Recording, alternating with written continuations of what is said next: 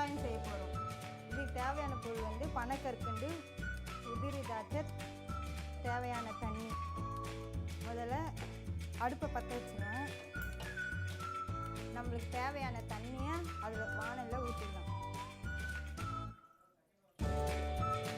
தண்ணி கொஞ்சம் நேரம் ஒரு 2 மினிட்ஸ் கொதிக்கிட்டோம். கொதிச்சிட்ட பிறகு இந்த பனக்கற்கண்டை அதில் கொட்டி இன்னும் கொஞ்சம் கொதிக்க வைக்கலாம். இப்போ பார்த்தீங்கன்னா தண்ணி கொஞ்சம் லைட்டாக சூடாகிடுச்சு, போதும். இதுக்கு பார்த்தீங்கன்னா இந்த பனக்கற்கண்டை இதை சேர்க்கலாம்.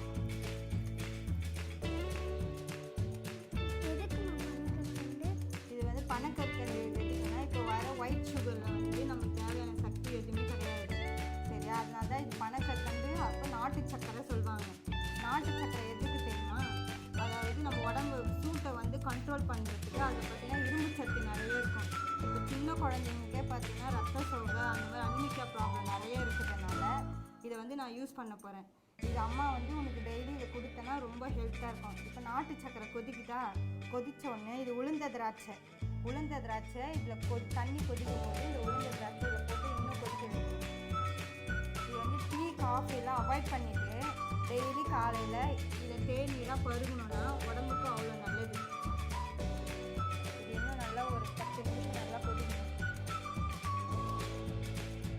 டீ கொதிக்க வைக்கிறேன், டீ தூள் போட்டு கொதிக்க வைக்கிறேன். அந்த டைம் தான் இது எடுத்துக்கும். இதை லைட்டாக பார்த்தீங்கன்னா இது கலர் விடணும். ஏன்னா அந்த உளுந்த திராட்சை இருக்குல்ல, அது அங்கங்கே தங்கிடும். அதை லைட்டாக கலர் விட்டுறேன்னா அது தண்ணி எல்லா இடத்துல போய் பரவும்ல. இது நல்லா கொதிக்குது, இன்னும் கொஞ்சம் கொதிக்கிட்டோம். இது கூட பார்த்திங்கன்னா தனியா அந்த மாதிரி ஆட் பண்ணி குடிக்கலாம், நல்லது உடம்புக்கு. இது இப்போ நல்லா கொதிச்சிச்சு. இது என்ன பண்ணணும், வடிகட்டிக்கணும். ஸ்லோ பண்ணி வச்சு குடிச்சுப்பேன். இதில் பார்த்தீங்கன்னா அடியில் பனக்கற்கண்டு அடியில் நிறைய